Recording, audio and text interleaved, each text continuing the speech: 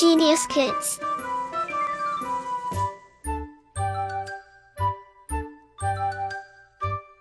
Cultivating love for learning.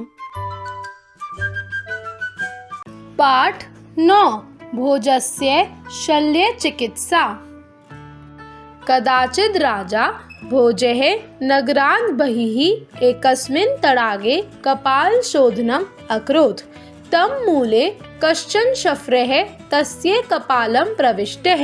तदारभ्य राज्ञः कपाले वेदना जाता। सा तत्रतः भिषगवरै सम्यक् विचिकित्सया अपि न शान्तां। संवत्सरे अपि काले न केना अपि निवारितः तस्य रोगः। हिंदी अनुवाद।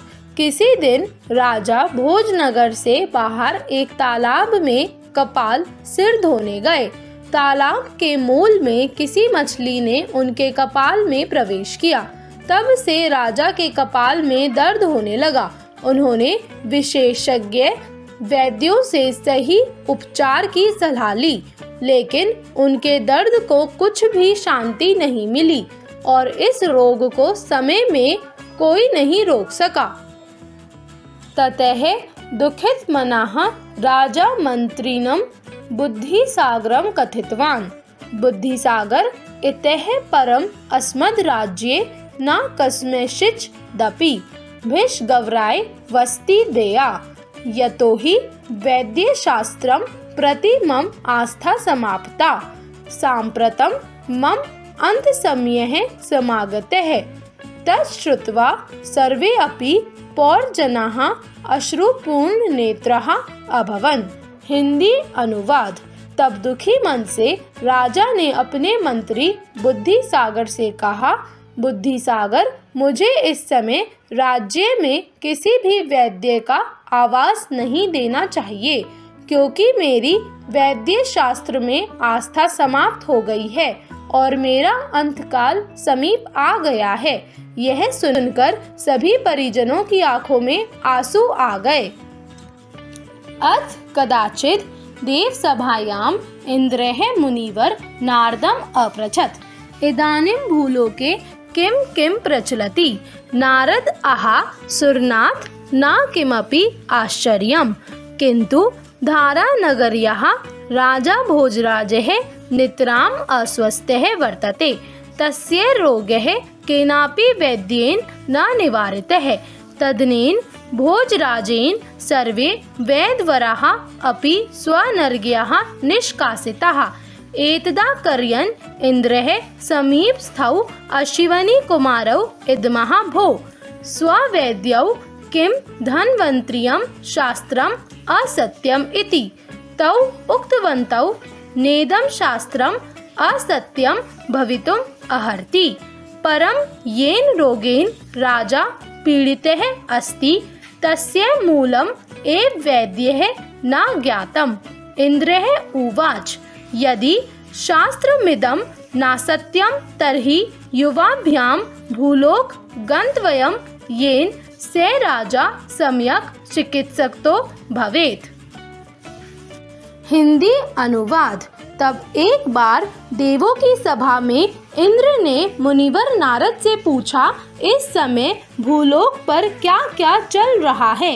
नारद ने कहा, देवराज, आश्चर्य कुछ नहीं है, लेकिन धारा नगरी के राजा भोजराज का स्वास्थ्य बिल्कुल अच्छा नहीं है। उन्हें किसी रोग से पीड़ा हो रही है और उनका रोग किसी वैद्य के द्वारा ठीक नहीं किया जा सका।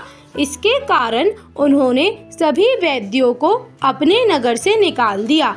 इसे सुनकर इंद्र ने अपने पास बैठे अश्विनी कुमारों से कहा, क्या यह धन्वंतरीय शास्त्र झूठा है? उन्होंने उत्तर दिया, नहीं, यह शास्त्र झूठा नहीं है, लेकिन वैद्यों को उस बीमारी का मूल कारण नहीं पता था जिससे राजा पीड़ित था। तब इंद्र ने कहा, यदि यह शास्त्र झूठा नहीं है तो तुम दोनों भूलोक में जाकर उस राजा का सही इलाज करो। अश्विनी कुमारौ विप्रवेशं धृत्वा धारानगरं प्राप्य द्वारपालम् उक्तवन्तौ, भो द्वारपाल भोजराजाय निवेद्य। राजा अनृतमिति अंगीकृतं वैद्यशास्त्रम् इति श्रुत्वा तत्प्रतिष्ठापनाय तद्रो गणिवारणाय च आवां काशीदेशात् आगतौ। हिंदी अनुवाद। इसके बाद अश्विनी कुमारों ने विप्र वेश धारण किया और धारा नगरी पहुंचकर द्वारपाल से कहा, अरे द्वारपाल, भोजराज के पास जाओ और उनसे कहो कि वैद्य शास्त्र के अनुसार उसकी असाध्य बीमारी और इसका इलाज करने के लिए हम आए हैं। द्वारपाल उवाच राजा शासनेन कोऽपि प्रवेश नाहर्ति परम तस्मिन्नेव क्षणे कार्यवशा बहिर्निर्गतः बुद्धिसागरः तयोः वार्तां श्रुत्वा तौ राज्ञः समीपं नीतवान् राजा तयोः अलौकिकीं मुख्यश्रियं दृष्ट्वा तौ सम्मानितवान्। तौ अवदतां राजन् कुत्रचित् त्वया एकान्ते भवितव्यम्। राज्ञा तथा कृतं।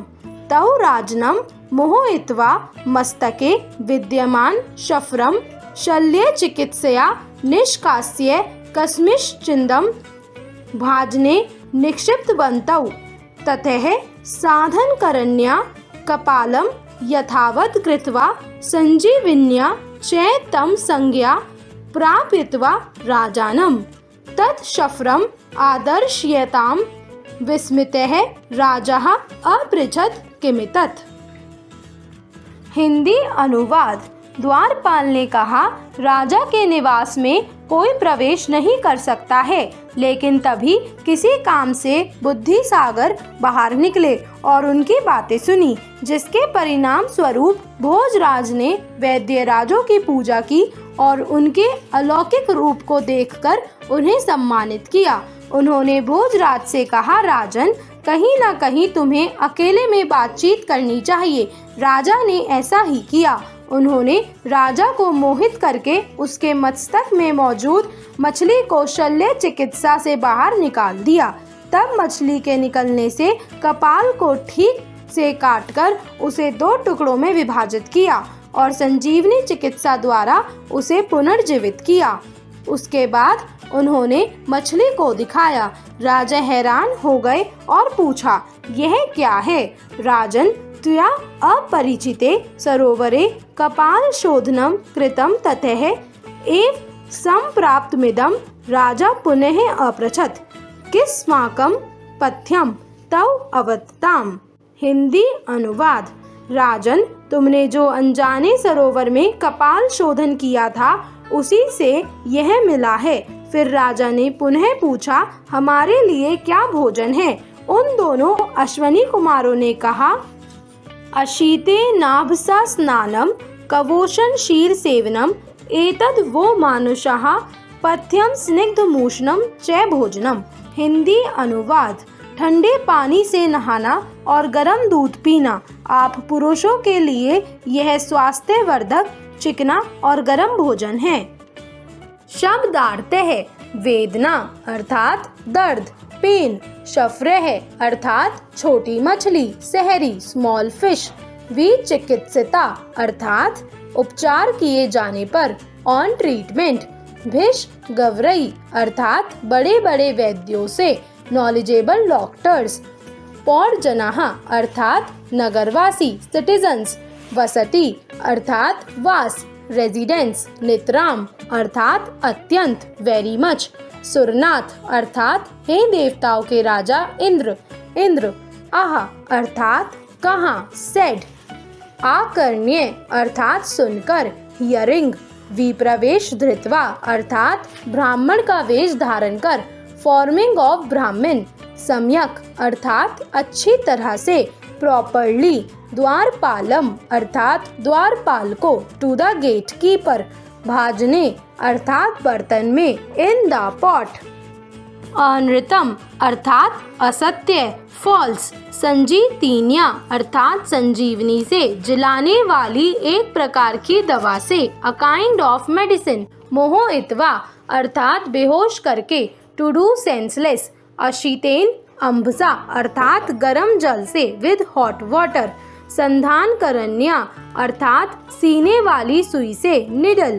क्षीर अर्थात दूध, मिल्क। कवोष्णम अर्थात कुछ कुछ गरम, गुनगुना स्लो हॉट।